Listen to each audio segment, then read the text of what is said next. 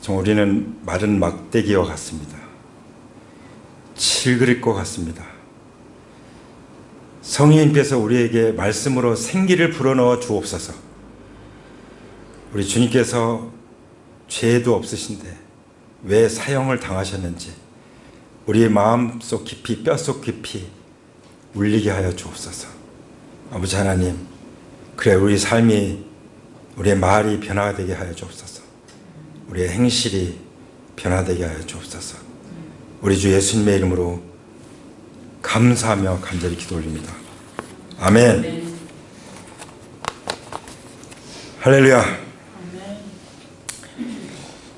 우리나라 올해 2023년도 사형수가 몇 명인가 찾아봤더니 59명이더라고요. 59명. 우리나라는 사형 제도가 있지만 사형 집행을 하지 않는 나라로 이렇게 되어 있는데요. 그래서 사형 집행을 해야 되지 않냐 이런 여론이 막 일어나고 있는 상황이죠. 그 사형수들이 보면은 사형수들 보면 한결같이 정말 극악무도한 그런 누가 봐도 이 사람은 사형을 당할 수밖에 없다라고 말할 수 있는 그 사람들이 있더라고요.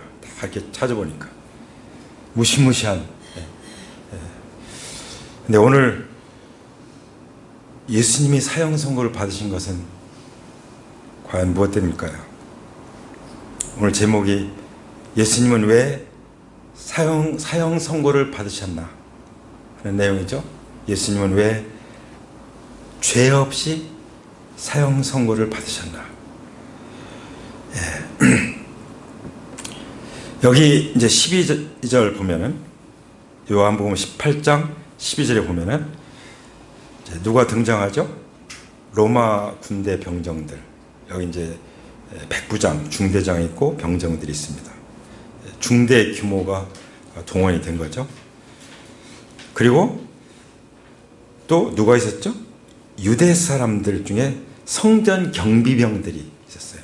그러니까 정치와 종교가 결합돼서 이제 누구를 지금 잡아 끌고 가고 있는 거죠?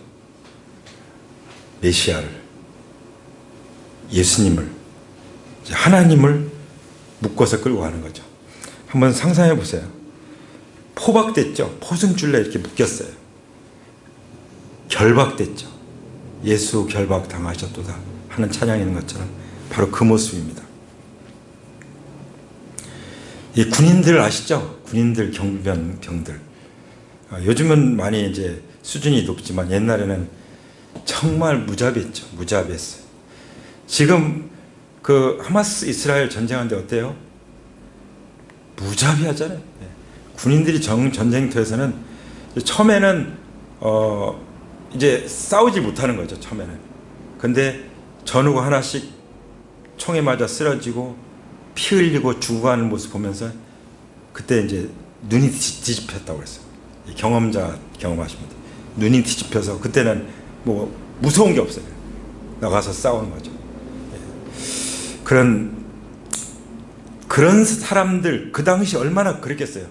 욕하고 실제 성경에 나오잖아요. 그런 사람들에 의해서 예수님이 포승줄로 묶여서 수갑을 차고 이제 끌려가시는 그 장면이 나와요. 누구한테 끌려갔죠? 먼저 안나스라고 해서 안나스는 대제사장이었습니다. 그러니까 그 원로 대제사장이죠. 바로 전해의 제사장. 그리고 지금 현재 제사장은 누구냐면 여기 보면 그 해의 제사장인 가야바라고 말했어요. 근데 이 둘 사이는 어떤 사이죠? 가야바는 안나스의 사위고 또 안나스는 가야바의 장인이에요. 그런 사이입니다. 사실 로마 그 통치하에서는 그냥 로마 통치하에서 그냥 임명을 했어요. 총독이 임명을 했어요. 그러니까 막 이런 사람들이 이제 임명이 됐겠죠. 그러니까 로마 통치에 잘 응하는 사람들을 아마 대제사장으로 임명을 했을 것입니다. 원래는 이 대제사장은 대단한 사람이에요.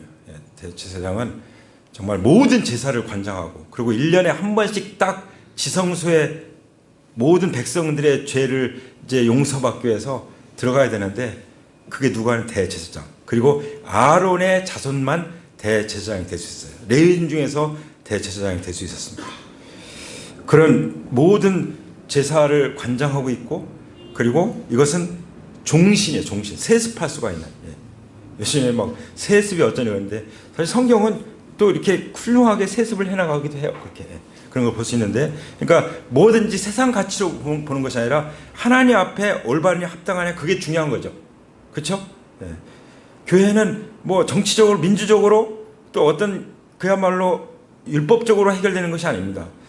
교회는 성령에 이끌려서 하나님의 말씀대로, 하나님 뜻대로 예수님의 이끄심을 따라서 교회는 세워져 가는 거예요. 그렇죠? 이 당시 대제사장은 그 사실 사람 제사장이었잖아요. 사람 제사장. 예수님은 어떤 제사장입니까? 하나님이신 대제사장이세요. 근데 사람인 대제사장이 하나님이신 대제사장을 지금 어떻게 하고 있죠? 신문하고 있는 그런 상황이 온 것입니다. 완전히 뒤집힌 거죠. 완전히 영적 세계, 창조 세계가 완전히 뒤집힌 겁니다. 그게 타락이죠. 사실 오늘날 시대를 가리켜서 완전히 뒤집어졌다고 그러잖아요. 완전히. 부모와 자녀, 스승과 제자, 또 리더와 또 다른 사람들, 노동자와 사용자 다 뒤집어진 그런 상황. 그래서 심지어 모든 주권은 국민으로부터 나온다 하잖아요. 그게 맞는 말입니까? 투표권 가지고 하는 거잖아요. 하나님 편에서 볼 때는 모든 주권은 하나님께 있습니다. 할렐루야. 모든 주권은 어디부터 나오죠? 하나님 말씀으로부터 나오는 것입니다. 모든 권력은. 할렐루야. 근데 그 권력을 가지고 지금 거꾸로 하나님을 잡아서 족치고 있는 거죠. 그런 상황이 지금 벌어지고 있습니다. 분명히 다른 점이 있어요. 인간 대제사장은 죄인이에요. 그렇죠? 그래서 그냥 짐승의 피를 가지고, 양의 피, 염소의 피를 가지고 이제 지성소에 들어가죠. 근데 예수님은 죄가 없으신 분이에요. 그렇죠? 죄가 없으신 분으로서 자기 피를 가지고, 그러니까 죄가 없는 피를 피라야 우리를 대신해서 그 피가 우리 죄를 용서할 수 있는 거죠. 믿습니까? 할렐루야. 그래서 죄 없는 예수님의 피가, 그래서 예수님이 대제사장으로서 자기 피로 우리를 구원하신 것을 우리는 믿습니다. 아멘. 자, 이런 상황이 지금 먼저 이제 소개가 되고 있어요. 정치적으로, 종교적으로 세력이 야합해가지고 완전히 거꾸로 돼가지고 메시아를 이제 완전히 포승줄을 묶어서 끌고 와서 신문하는 그런 상황이 왔습니다. 이런 상황 가운데 왜 요한복음은 베드로가 예수님을 부인한 얘기를 또 하고 계실까요? 우리는 너무나 가슴 아프죠. 지금 예수님이 이런 일을 당하시는 거 보면은 우리가 왜 예수님이 죄 없이 사형선고를 받으시는지를 알고 지금 이 말씀을 읽고 있는데, 그 다음에 또 베드로가 부인한 얘기가 나오니까 얼마나 가슴이 아픕니까? 근데 이것은 사실 우리도 그럴 수 있다는 거 아닙니까? 나 자신도 어떤 때는 예수님 이름을 이용먹기도 하고, 그죠? 또 예수님을 전혀 모르는 사람처럼 행동하기도 하고, 특히 운전하다가 딱 사고 당했을 때 완전히 막 뚜껑 열려가지고, 그럴 수도 있죠. 그럴 수 있다는 거죠. 그럴 수 있습니다.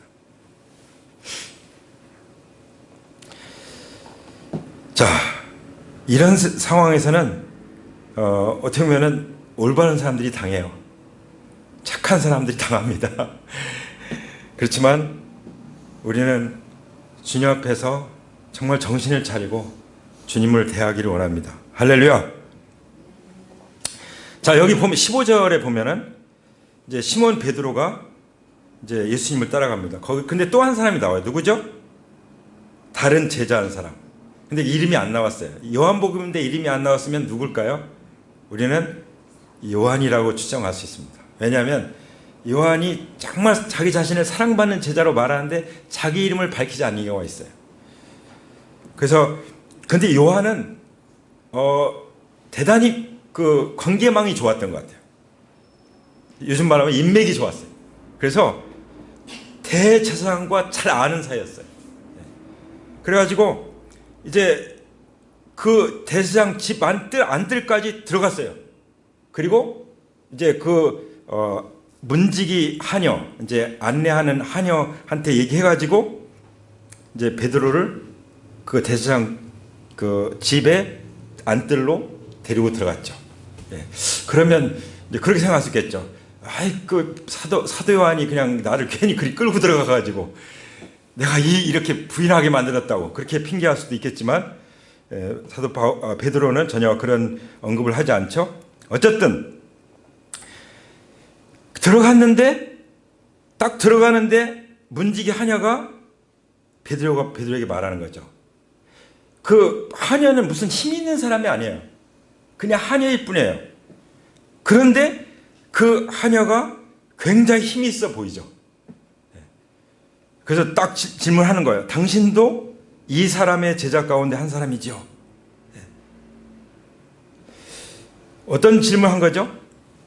베드로, 당신은 이 사람의 제자들 중에 한 사람이죠. 이렇게 말할 때는 예수님과 관계를 물은 거잖아요. 예수님과의 관계. 마귀는요, 그걸 건드리는 거예요. 예수님과의 관계. 그리고 나의 정체성. 예수님과 관계가 나의 정체성이잖아요. 그렇죠? 예수님과 나는 어떤 관계예요? 하나님의 자녀고 예수님의 사랑받는 제자죠. 요한처럼. 주님이 사랑하시는 제자예요. 근데 주님을 따라가지 않는다. 이건 말이 안 되는 거죠. 예수님이 나를 제자로 부르다는 건 얼마나 영광스러운 것이고, 나를 제자로 부르시기 위해서 어떠한 대가를 지불하셨습니까?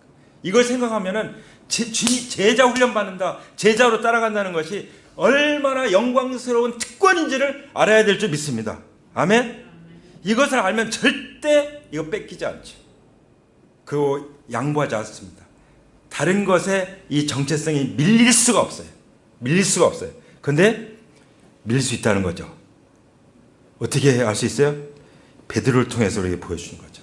그래서 이 베드로가 부인한 이 부끄러운 사건을 여기에 기록해 주셨다고 믿습니다. 세상은 우리에게 묻습니다. 당신이 예수님의 제자요? 네. 당신이 하나님의 자녀요? 묻습니다. 근데 보면은 전도하다 보면은 정말 전도하기 힘들 때가 있어요. 어떤 때냐? 뉴스에 막 목회자나 교회에 대해서 아주 그냥 온갖 비판하는 말을 많이 그냥 전 국민에게 퍼졌어. 뉴스가 나왔어. 그러면은 전도하러 가면은 꼭 그 얘기를 해요. 예. 자, 아마 베드로 얘기를 또 많은 사람들이 했을지도 모릅니다. 근데 중요한 것은 항상 말씀은 내가 받아야 되는 거죠. 그렇죠? 누구를 보여주시든 어떤 사건을 보여주시든 내가 받아야 되는 거예요. 뭐 남편에게 하는 말씀이든 아내에게 말씀하시든 자녀에게 하신 말씀이든 부모에게 하신 말씀이든 나에게 하는 말씀만 내가 받으면 돼요. 그러면 그냥 평화가 올 것 같아요. 할렐루야. 그냥 내가 받은 말씀, 나에게 주신 말씀을 내가 잘 받아서 순종하고 있는데 뭐가 문제가 되겠어요? 하나님은 그것을 원하시고 그것을 보시는 줄 믿습니다. 아멘. 자, 여기 그래서 베드로가 어떻게 대답했죠? 아니요! 딱 그랬어요. 왜 그랬을까요? 베드로는 예수님 잡혀가는 거 보니까 나도 그렇게 될 것 같아.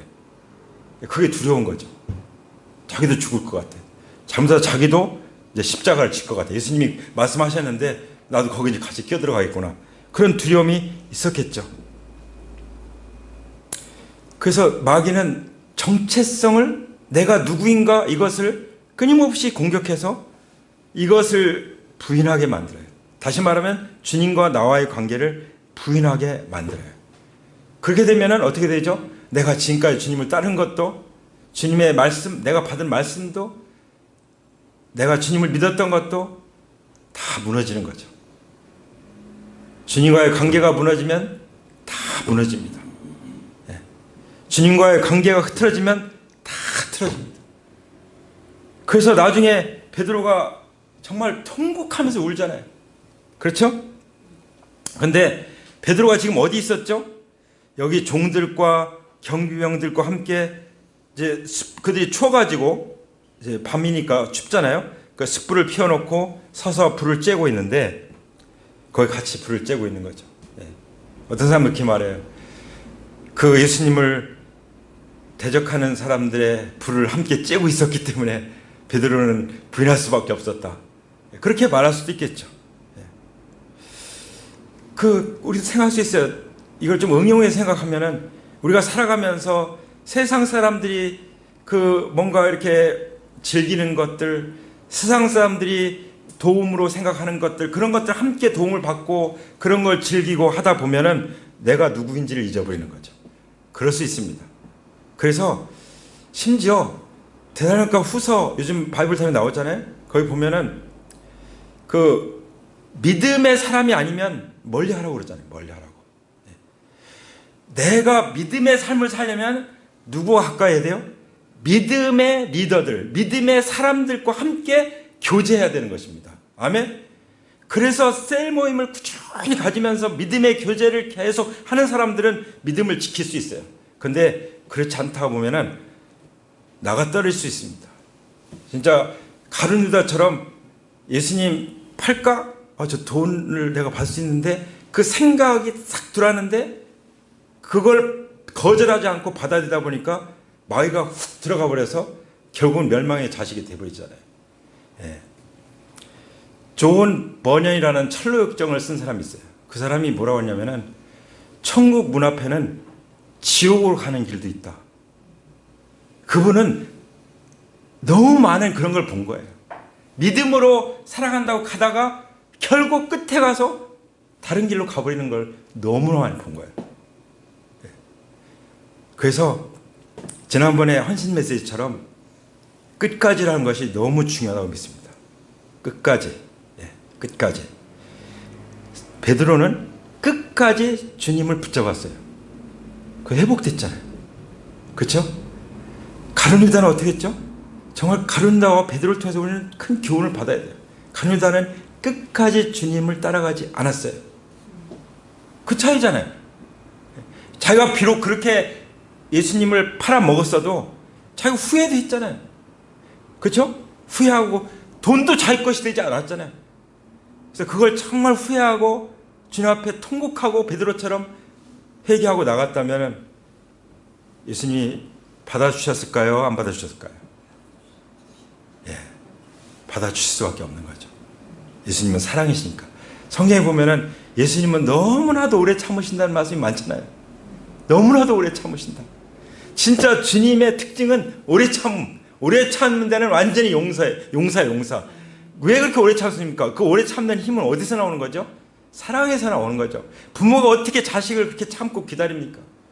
예, 부모에 대한 그런 자식의 사랑을 자식의 사랑을 생각하면은 모자라죠. 그러니까 부모가 항상 섭섭할 수 있어요.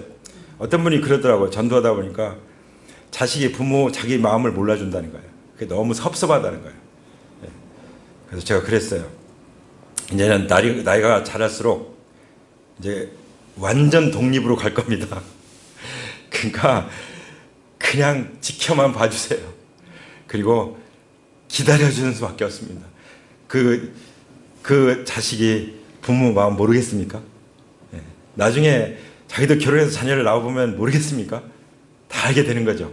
그러니까 그래서 그 얘기 나누고서 이렇게 나오는데 마음이 시원하다고 하더라고요. 너무 답답하고 서운한 마음이 꽉 차 있었는데 뭔가 이제 그 보따리를 풀어놓으니까 이제 마음이 시원한 거예요. 요즘에는 마음을 열고 얘기할 사람들이 없나 봐요.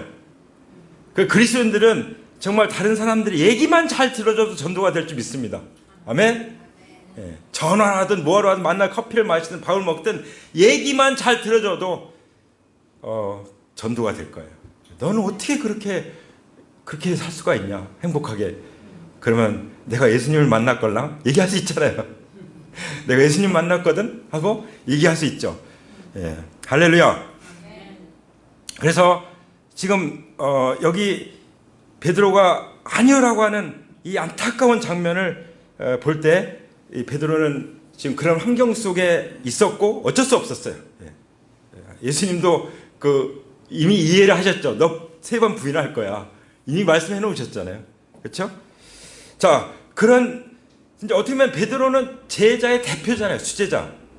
그러니까 정치 세력도 예수님을 배반해요. 종교 세력도 예수님을 배반해요. 심지어 제자들을 대표해서 베드로도 예수님을 부인해요. 이런 일을 예수님이 겪으시는 거예요. 그래서 제 아내가 오늘 그러더라고요. 밥 먹으면서 간증을 이렇게 듣는데 새롭게 하소서라든지 하나되게 하소서 이런 데 보면은 정말 눈물 없이 들을 수 없는 그런 간증들이잖아요. 그렇게 고통을 당하고 그래서 주님 만나서 변화된 전혀 딴 사람들과 변화돼서 이렇게 훌륭하게 하나님을 간증하고 증거하는 사람들 보니까 정말 하나님께 말씀하시더라고요. 하시더라고 그러더라고요. 내 은혜가 족하다. 예. 진짜 나는 그 정도까지 그렇게까지 고통당하진 않았다. 이렇게 생각할 때 정말 그 은혜가 너무 족한 거죠. 예. 그리고 내가 나의 연약함을 알고 나가 감당할 수 있을 만큼만 허락하신 것도 하나님의 은혜가 아닙니까? 피할 길도 주시고 감당할 수 있는 능력도 주시고. 그러니까 갈수록 우리가 고백할 것은 뭐죠? 나의 나 된 것은 오직 은혜로 된 것이니 내 은혜가 내게 족하도다. 이 말씀만 생각하고 우리가 살기를 원합니다. 아멘. 여기 이제 종교 법정에 들어가세요. 19절에 보면 대제사장이 이때 이제 안 났을 거라고 생각해요.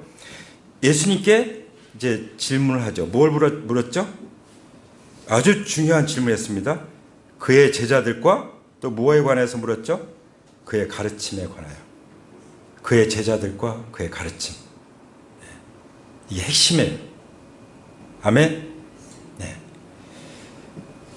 제사장이 핵심을 질문했어요. 그의 예수님의 제자들과 예수님의 가르침에 대해 물었어요.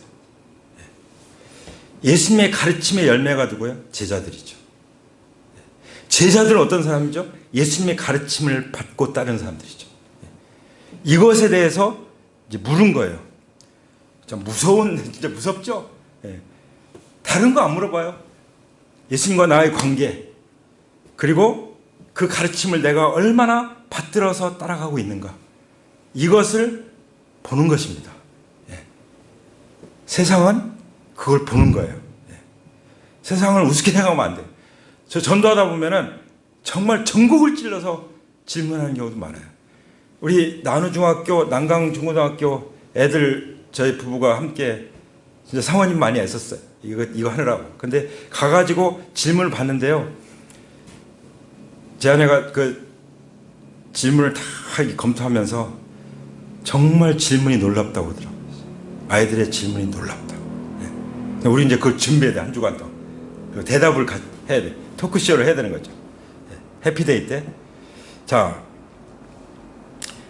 그때 주님께서 뭐라고 말씀하시죠? 나는 이미 세상에 다 드러냈고 말했다. 유대인들도 들었고 내 제자들이 들었다. 그들에게 들어봐라.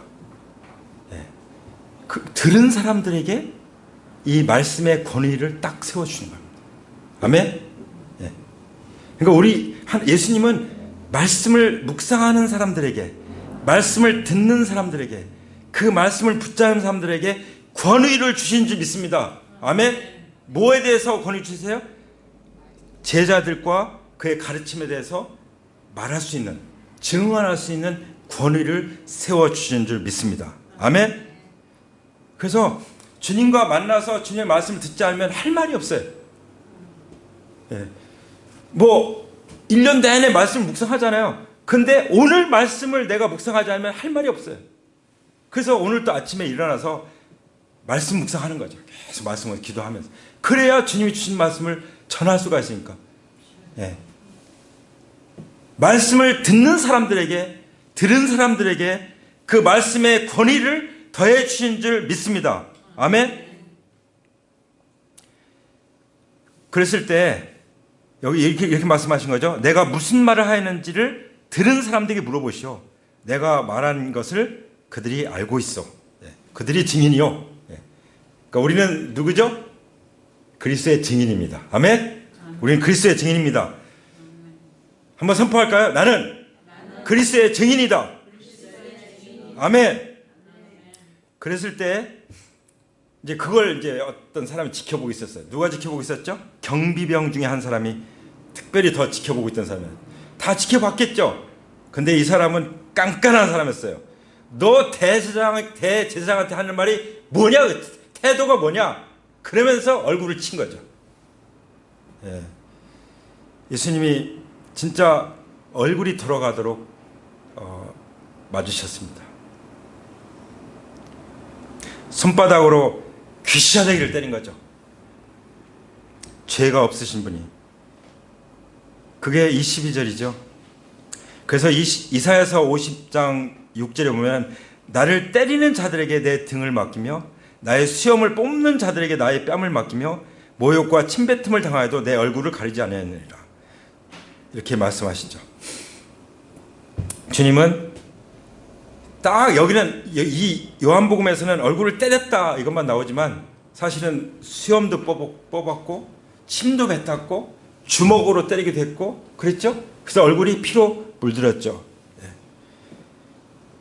자, 이게 무슨 상관이 있을까요? 여기 그 제자들의 정체성과 그리고 예수님이 얼굴을 맞아서 얼굴에 수염이 뜯겨서 피 흘린 것과 어떤 관계가 있을까요? 얼굴은 그야말로 정체성이잖아요. 그래서 얼굴은 항상 이렇게 거울을 보고 좀 이렇게 만지잖아요. 그렇죠? 왜 그렇죠? 얼굴이 그 사람이기 때문에 얼굴을. 그리고 성경에 보면 우리 마음속에 있는 것들이 얼굴로 다 나타난대요. 다 나타나요. 네. 숨길 수가 없다고 말씀하셨어요. 그러니까 우리 마음속에 정말 구겨진 정체성 그리고 내가 실패했던 것 베드로처럼 부인했던 것 이런 것들이 내 발목을 잡잖아요. 그런 모든 것들을 다 깨끗게 하시고 그 수치심을 다 씻어주시고 치유하시고 회복시키시고 새롭게 해서 정말 평안 그 자체로 하나님 나라의 그 제자들 그 정체성 그대로 얼굴을 통해서 드러날 수 있도록 하기 위해서 예수님이 그 얼굴에서 피를 흘리신 줄 믿습니다. 아멘. 그럴 때는 예수님의 얼굴에서 흘리신 피를 선포해야 돼요. 도대체 내가 누군가 그리고 사람들에 의해서 내 이 정체성이 짓밟힐 때 그것을 회복시키고 치유할 수 있는 능력은 뭐에 있어요? 예수님의 얼굴에 흘리신 피밖에 없다는 것을 믿습니다. 아멘. 자, 그리고 이제 예수님께서 그렇게 이제 한 대 맞으시고 그리고 정말 피를 흘릴 정도로 그 수모를 당하시고 하시는 말씀이 23절 그렇게 말씀하시죠. 내가 한 말이 잘못이 있으면 잘못되었다는 증거를 대시오. 그러니까 올바른 것에 대해서는 절대 굽히지 않아요. 그렇죠? 우리는 올바른 것도 굽힐 때가 있죠. 진짜 그게 참 고통스러운 거예요. 내가 그렇게 하지 않았는데 그렇게 했다고 만약에 그래서 저는 그런 생각 들어요. 사형당하는데 정말 무고하게 사형당한 사람들도 있겠다. 예. 실제 자기가 살인한 거 아닌데 누명 쓰고 그런 경우도 있겠다. 없지 않겠죠? 그죠? 그런 생각도 들어요. 예수님이 그 마음을 아실 거예요. 아실 것 같아요. 그죠? 예수님은 죄가 없으시고 정말 잘못된 게 없는데도 얻어마시게 해야 돼요. 그죠? 얻어맞고 채찍에 마시고 그렇게 하셨던 것이죠. 그때 이제 안나스가 예수님을 묶은 그대로 가야바에게로 보냈어요. 지금 뭔가 그 죄를 책잡은 게 하나도 없잖아요. 근데 풀어주지 않았어요. 그대로 그냥 묶인 채로 가야바에게 보냈죠. 자, 거기 갔는데 25절에 보면은 거기 또 시몬이 베드로가 또 서서 불을 쬐고 있었어요. 근데 이때는 누가 또 질문을 했냐면 대제사장 가운데 대제사장의 종 가운데 하나야, 하나. 대제사장의 종 가운데 한 사람이 베드로에게 이제 물었죠. 뭐라고 물었죠? 당신도 그의 제자 가운데 한 사람이죠? 그러니까 그리스도인들은 항상 질문을 받는 거예요. 내가 예수님의 제자냐? 내가 하나님의 자녀냐? 내가 크리스찬이냐? 내가 믿는 사람, 너 교회 다녀? 수도 없이 이제 질문을 받는 거예요. 어디 가나. 그렇죠? 베드로가 또 피할 수가 없었어요. 그랬을 때 베드로가 뭐라고 대답했죠? 여기 보면은 27절에 베드로가 다시 부인하였다. 그리고 베드로가 부인하여 나는 아니요 라고 말하였다. 이렇게 기록이 되어 있죠. 그래서 이제 세 번이 나와요. 여기 요한복음에는 세 번이 나와요. 예수님을 모른다고, 아니요, 그리고 부인하고, 또 부인하고, 이렇게 세 번 부인한 얘기가 다 기록이 되어 있죠. 근데 여기 그 제사장 중에 한 사람이, 종 중에 한 사람이 당신이 동산에서 그와 함께 있는 것을 내가 보았는데 그러시오. 그러니까 그 동산에서 가룟 유다에게 배신당할 때 그때 있었던 사람이에요. 그때 있던 사람이 딱 베드로가 거기 있었다는 걸 알고 있는 거예요. 알고서 물어보는데 아니라고 한 거죠. 왜 이렇게 부인을 했을까요? 다시 한 번 더 생각해 보죠. 이 정체성이 드러나는 것에 대한 두려움이죠. 내가 누구인지에 대해서 드러나는 것에 대한 두려움. 이 두려움을 넘어서면 무서울 게 없어요. 요즘에 신천지가 전에는 몰래 포교했어요. 지금 어떻게 하죠? 신천지 교회 딱 써놓고 대놓고 하자니 두려울 게 없어. 왜? 정체가 다 드러났어. 여러분, 정체를 밝히면 하나님이 책임지십니다. 아멘? 그런 신천지 말고 우리가 주님과 나와의 관계를 대놓고 드러내면 주님이 시인하십니다. 뭐라고 말씀하시죠? 내가 나를 부끄러워하면 나도 부끄러워하겠다. 내가 나를 시인하면 나도 너를 하나님 아버지 앞에서 시인하겠다. 그 말씀 기억하시기 바랍니다. 저도 기억하기 원합니다. 그래서 딱 저는 명찰을 달고 다녀요. 남서울계 김남복 목사. 명찰 큰 거 달고 이렇게 다녀요. 그리고 그림 딱 들고, 판때기 하나 들고, 전도지 가방 하나 들고, 백 하나 들고 다녀요. 그러면은 얘기하다가 다 알죠. 그러니까 더 이상 뭐 정체에 대해서 얘기할 거 없어요. 그렇죠? 나에 대해서 더 이상 뭐 얘기할 거 없어요. 그래서 베드로가 그렇다 했으면 어떻게 됐을까요? 어려움을 당했을 수도 있겠죠. 그러나 하나님께서 큰 상을 주셨을 줄 믿습니다. 아멘. 근데도 불구하고 이것을 왜 허락하셨을까? 우리에게 교훈을 주시려고.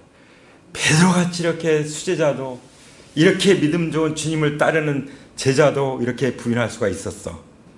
너 부인했다고 너 완전히 돌아가지 마. 돌아올 수 있어. 회복될 수 있어. 그것을 보여주는 것이 아닙니까? 그래서 마태복음 26장에도 보면은 이제 여기 베드로가 다구기 전에 3번 나를 부인하리라, 이 말씀이 딱 생각이 난 거죠. 3번 부인하자마자 닭이 울은 거예요. 그러니까 하나님이 만드신 피조물들은 다 의미가 있습니다. 닭 울음소리도, 어떤 때는 새벽 기도 오는데 닭 울음소리가 어디서 멀리 들려. 서울에서도 닭을 키우나? 이런 생각이 드는데, 닭 울음소리에도 의미가 있습니다. 아멘? 여러분, 예수님이 가룟 유다가 배신하는 걸 보면서 뭐라고 말씀하셨죠? 이것은 그런 배신이 있을 거라고는 성경 말씀을 이루어지는 과정이다라고 말씀하셨어요. 우리에게 일어나는 모든 일들, 정말 일어나서는 안 되는 그런 일들도 우리는 어떻게 해야 되죠? 하나님 말씀이 이루어지고 있다가 그렇게 해석을 해야 되는 것입니다. 아멘. 해석을 하면 그걸 극복할 수 있어요. 이름도 해석을 하면 달라질 수 있어요. 할렐루야. 그래서 말씀을 잘 해석을 해서 풀어주는 것이 또 저의 역할이고 우리 서로의 역할인 줄 믿습니다. 아멘. 비록 베드로는 정말 예수님을 저주까지 했지만, 그러나 심히 통곡했잖아요. 언제 통곡했죠? 예수님 말씀이 생각날 때 통곡했어요. 그래서 예수님 말씀 묵상하다가 하염없이 눈물이 흐를 때가 있잖아요. 왜냐하면 말씀이 저에게 깨우쳐지니까. 그냥 통곡할 때, 말씀 보다가 통곡할 때 혼자서. 왜 그렇죠? 말씀이 나를 깨우시고 나를 살리시는 것, 회복시키는 것입니다. 그래서 이제 십자가에서 이루신 교환이 이제 베드로의 것이 되는 거죠. 베드로의 것이 된다는 건 뭐죠? 예수님의 신실하심과 예수님의 권위를 그대로 받는 거죠. 과거에 내가 어땠든지 상관없습니다. 예수님 말씀하셨어요. 예수님 다시 오실 때 우리를 맞이하실 거라고 말씀하셨어요. 그 맞이하실 때 죄와 상관없이 두 번째 나타나시리라. 할렐루야. 죄와 상관없이 두 번째 나타나시리라. 아멘. 주님께서 이렇게 재림하실 것을 믿으시기 바랍니다. 아멘. 그리고 이제 마지막으로 이제 예수님이 그야말로 빌라도 앞에 서는 거죠. 이제 정치 법정 앞에 서게 되는 것입니다. 그래서 가야바의 집에서 총독의 관저로 이제 끌려가는 거예요. 근데 사람들이 어떻게 하는지 아십니까? 유대인들이 거기 안 들어가. 왜냐하면 이제 유월절 음식을 먹어야 되니까. 유월절 음식 만약에 거기 이방인들 거기 들어갔다가 더럽혀지면 유월절 음식 먹을 수가 없는 거예요. 유월절 음식은 단순히 밥 먹는 것만이 아니잖아요. 그죠? 죄를 해결하고 그런 아주 큰 의미가 있잖아요. 그러니까 안 들어가. 근데 사실 예수님 누구십니까? 유월절 생명의 떡이시죠. 아멘? 유월절 생명의 떡이신 예수님을 십자가에 못 박도록 사형 선고받도록 하면서 자기들은 유월절 음식 먹기 위해서 몸을 더럽히지 않기 위해서 그 총독 관제에 들어가지 않아요. 이 종교의 모순을 딱 보이잖아요. 종교의 모순.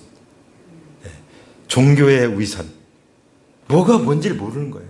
네. 뭐가 뭔지를. 예수님 몰라보면 뭐가 뭔지를 몰라요. 예수님 알아보면요 모든 게 다 보여요. 그렇죠? 주 예수 마음속에 모시면 어떻죠? 하나님 나라가 확 열리잖아요. 세계가 달라 보이잖아요. 모든 게 아름다워 보이고 창조 세계가. 할렐루야. 네. 그런 변화가 우리에게 일어났음을 선포합니다. 아멘.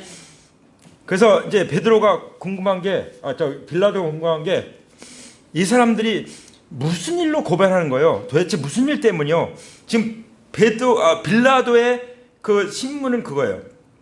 여러분 뭐 신문이라고 말하는데 정확하게 신문이에요. 뉴스페이퍼 신문이 아니라 법정에서 혐의를 조사하기 위해서 묻는 것을 신문이라고 그래요. 그래서 이제 제사장이 신문을 했고 빌라도가 또 신문을 하는데 그게 뭐였어요?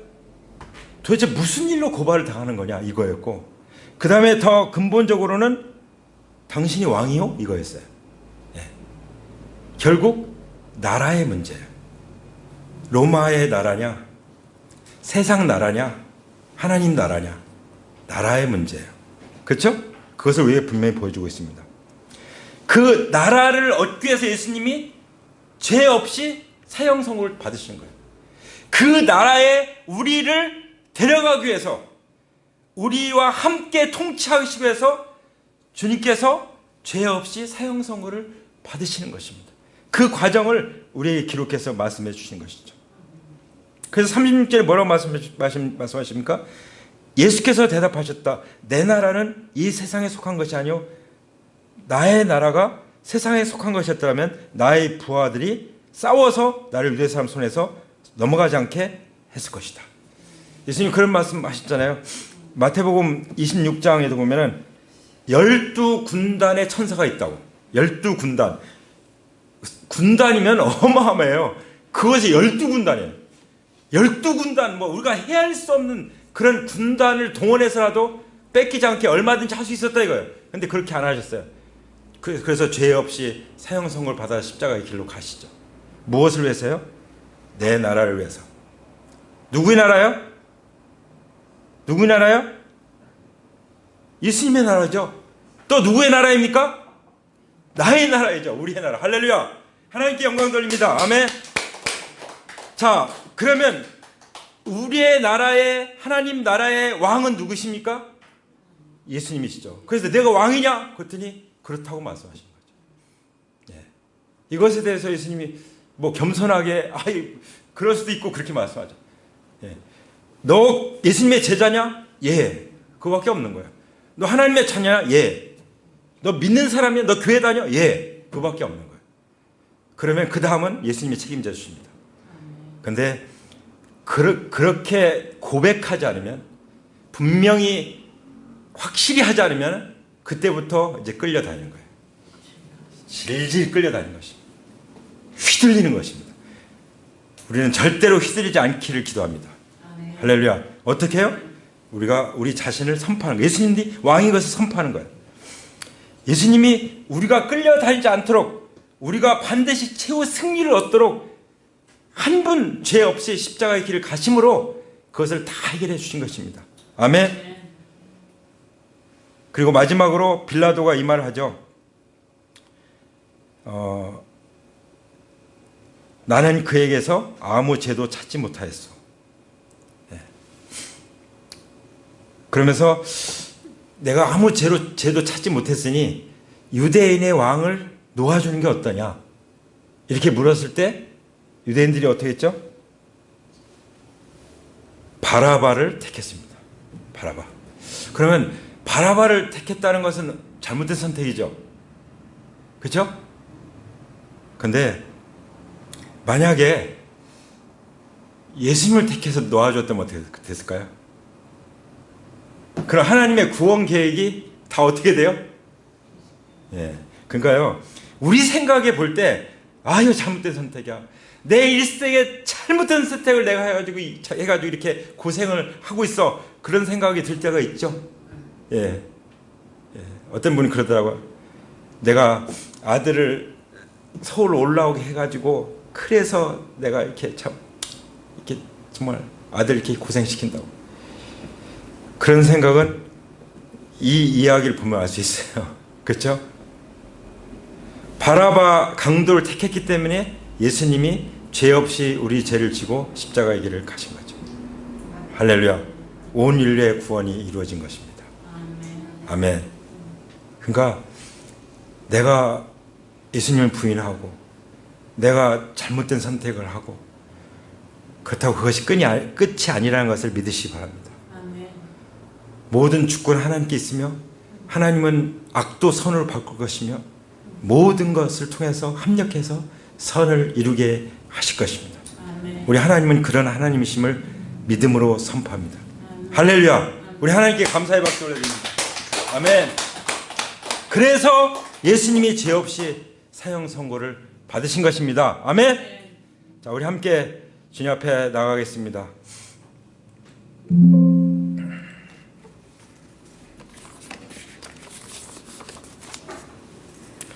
우리 각자 주님 앞에 기도로 들어가겠습니다.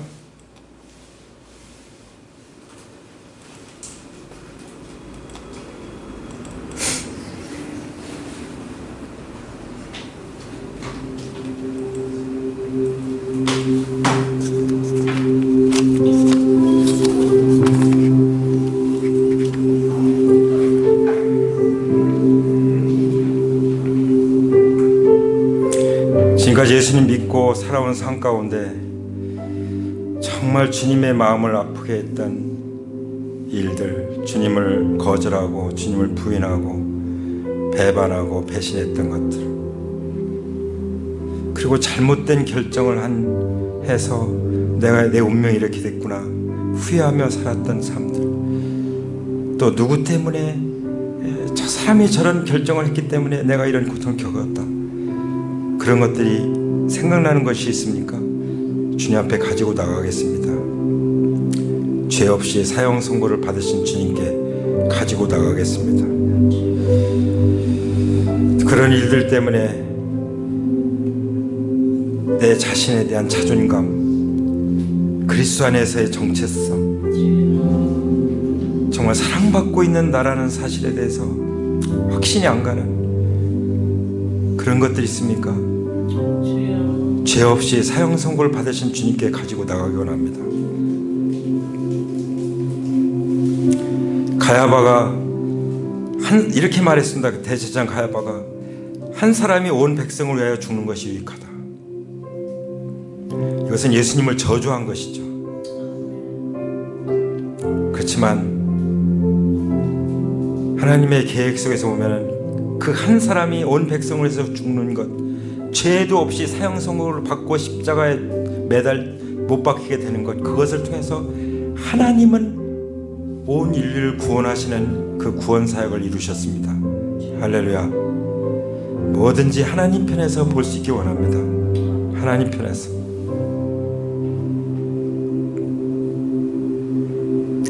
그리고 주님께서 도우셔서 사람들 앞에서 내가 하나님의 자녀인 것과 예수님 믿는 것과 그리스도와의 나와의 관계에 대해서 분명히 말할 수 있기 원합니다. 그럴 때 주님께서 도와주시고 책임져 주실 것입니다. 제자들은 주님의 가르침을 받는 사람들이죠. 사람들은 우리를 보고 예수님의 제자인가, 주님의 가르침을 어떻게 받고 살아가는지를 다 보고 있습니다. 우리가 동네 구석구석 돌아다니면서 전도할 때 나중에 들어보면은 사람들이 다 지켜보고 있다는 것을 듣게 됩니다. 다 지켜보고 있습니다. 우리는 진짜 등불입니다. 우리는 숨길 수 없습니다. 우리는 세상의 빛입니다. 하나님이 세상에 우리를 세워주신 세상의 빛입니다. 그래서 하나님께서 우리를 축복하시고 사랑하시고 돌보시고 우리의 믿음을 키우시고 우리를 변화시키시고 말씀으로 새롭게 하시기를 원하시는 것입니다. 그리스도의 증인되라고, 그리스도의 빛을 발하라고, 그리스도의 향기를 발하라고, 그리스도의 편지로 읽혀지라고 우리를 택하시고 우리를 빚어가시는 것을 믿습니다. 얼마나 감사한 일입니까? 이 모든 것이 은혜입니다. 은혜가 아닙니까? 내 은혜가 내게 족하도다 하는 말씀이 아멘이지 않습니까? 이제 하나님 나라가 임했습니다. 앞으로도 임할 것입니다. 우리의 왕은 예수 그리스도 뿐입니다. 어떤 것도 왕이 아닙니다. 왕이 될 수가 없습니다. 죽음을 이기시고 부활하신 예수 그리스도만이 살아계시며 우리가 죽어도 살리실 것입니다. 세상을 새롭게 할 것입니다. 우리의 가족들을 구원하실 것입니다. 나를 변화시킬 것입니다. 주님, 저를 받아주시옵소서. 우리 가정을 받아주시옵소서. 우리의 자녀들을 받아주시옵소서. 우리 자녀들을 살려주시옵소서. 우리 자녀들을 회복시켜 주시옵소서. 믿음의 길로 들어서게 하시옵소서. 축복의 길로 들어서게 하여 주시옵소서.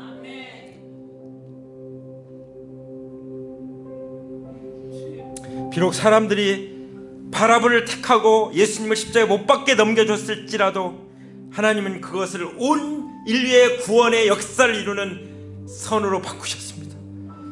나의 나쁜 경험도, 정말 수치스러운 경험도, 부끄러운 경험도 이제 예수님의 얼굴에 흘리신 보혈로, 십자가 흘리신 표혈로 완전히 바꿔주셨음을 믿습니다. 완전히 바꿔주셨음을 믿습니다. 선포합니다. 할렐루야. 진리가 이것을 증언하고 있음을 믿습니다. 우리는 진리에 속한 사람임을 믿습니다. 할렐루야. 이것을 위해서 아무 죄도 찾을 수 없었던 예수님이 죄 없이 사형 선고를 받으셨다는 것, 그것을 오늘 기억하며 주님께 감사하고 찬양을 드립니다. 우리 주 예수 그리스도의 이름으로 감사하며 기도드립니다. 아멘.